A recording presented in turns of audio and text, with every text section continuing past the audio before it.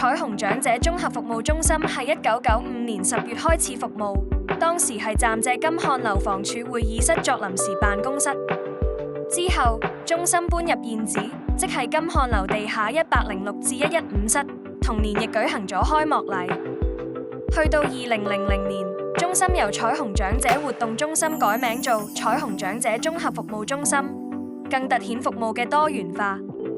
同一年，我哋成立咗長者進修學院，俾長者有機會繼續學習。2002年9月，中心成功投得日間護理服務，為黃大仙區體弱長者提供照顧。2003年4月，中心轉型為長者地區中心，除咗延續原有服務，仲加強護老者支援同協調地區服務角色。原有嘅家務助理服務亦升級為家居照顧服務，組成專業團隊，包括社工、護士同治療師。2008年，中心舉辦嘅國畫班同書法班，更首次喺香港文化中心舉行展覽。之後發展持續擴展，2010年於嘉豐台增設附屬中心，加強支援瓊富區長者。由2011年起，我哋陸續申請多個社區投資共享基金計劃，例如活出彩虹、喜安心，並且參與咗長者社區照顧服務券計劃，提供日間中心同家居照顧服務。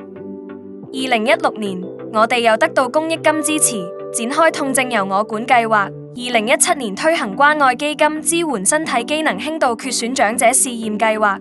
2018年更進一步加強護老者支援，並推動躍動人生，鼓勵年輕長者轉化角色。2019年，我哋亦同醫管局合作，開展自有醫社同行計劃，為認知障礙症長者同照顧者提供支援。到2020年，我哋喺彩雲商場開設新單位，成立彩雲長者社區照顧服務，應付日益增加嘅需求，亦先後推行樂助富山、樂伴新蒲崗等計劃。2022年，我哋展開首個晚期病患支援計劃，看得見的參與。近年，中心好多服務逐步恆常化，包括輕度缺損長者家居照顧服務同社區照顧券計劃。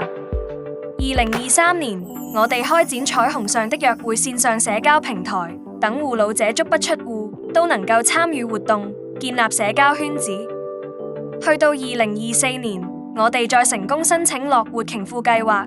繼續拓展社區網絡。總結嚟講，中心喺過去接近30年，不斷配合社區需要，由以往單一推行長者活動，發展至建構長者社區關顧網絡。楊震彩虹中心將以 Connect 7個策略方向推動未來嘅服務，期待你也可以同我哋同行。